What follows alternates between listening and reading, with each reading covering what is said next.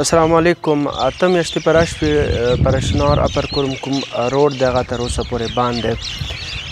نن په د روډ باندې تللو دا پوسټر تاسې لیدلی شو چې دا په ایمو روډو باندې کوم سینرونه دي په دغې لګولي دي. څه دي کې لیکلي دي پاک فوج نے ہمارا سر پہر سے بلند کر دیا یہ وہ. خبره دا دی چې بېشک بلند یې کړی خو په راشنار کې دوی ټول نه غټ فیلیر دا دی چې اته میاشتې په راشو اوسه پورې ټل په راشنار مین روډو سره نه کولویږي نه شي کولولی.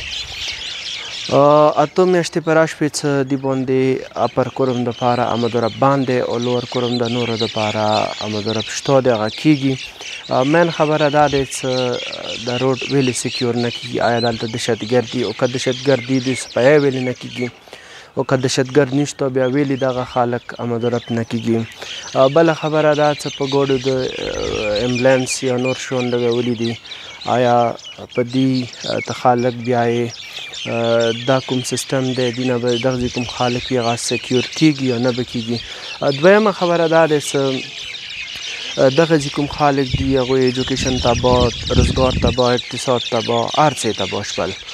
حتی کې د اوس څه مونده مخکې څه جنګ و بچیو جنګ و د ریاست جنګ و هغه کې د پنجاب له سکولونه کلا و هغوی ته سایرن بجاو کېدل نوره حفاظتي یا نوره کوم تدابیر و هغو ته ایښو شي وو. خو دغه ځي والا خلکو ته اوسه پورې دا شیان څه اوسه پورې روډ یا ورته نه کوکلو.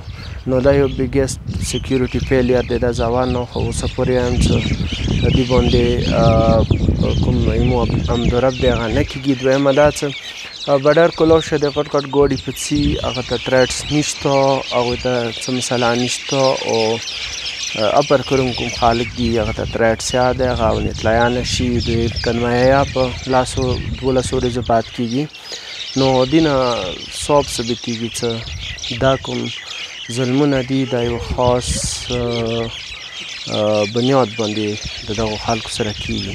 نو که دا هغه څه کوم دی ظلم دی دا زیاتی څه کوم دی دا که نور مخکې همداسې جاري وي نه دغسې خلک دا وینا دی که داسې ظلم نور مخکې جاري وي نو دې کوم هغه دي نتایج دی هغه به ډېر زیات خراب وي.